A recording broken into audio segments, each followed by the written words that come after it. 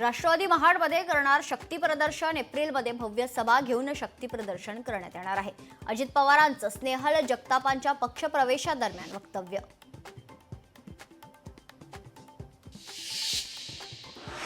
प्रवीण दरेकरांनी परिषदेत खरं तर मांडला हक्कभंग प्रस्ताव.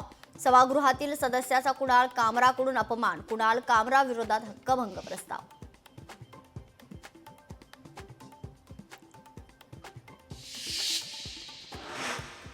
पालकमंत्री गणेश नाईक यांचा पालघरमध्ये जनता दरबार. 28 तारखेला घेणार जनता दरबार.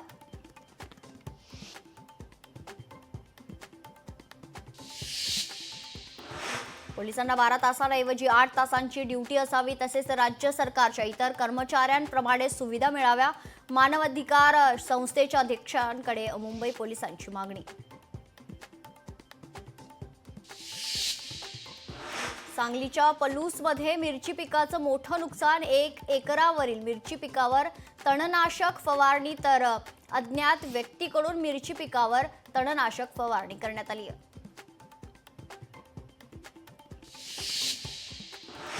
मनसेचा गुढीपाडवा मेळाव्याचा टीझर प्रदर्शित. अविनाश अभ्यंकर यांनी व्हिडिओ केला पोस्ट.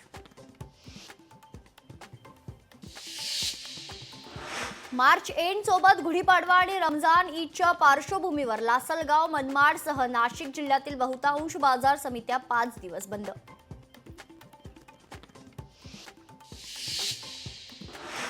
साईबाबांच्या मूळ चर्मपादुका दर्शन सोहळा. देशातील विविध ठिकाणी फिरणार चर्मपादुका. 10 ते 26 एप्रिल पर्यंत पादुका दर्शनासाठी उपलब्ध. नाशिकमध्ये रिक्षा चालकाचा गैरप्रकार. रिक्षा चालकानं काढली अल्पवयीन मुलींची छेड. या प्रकरणी पोलीस ठाण्यात गुन्हा दाखल.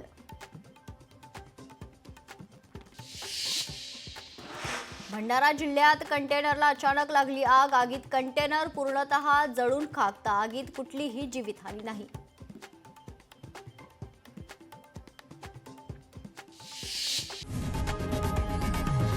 लोकशाही मराठी ऐका, पहा, जागरूक रहा.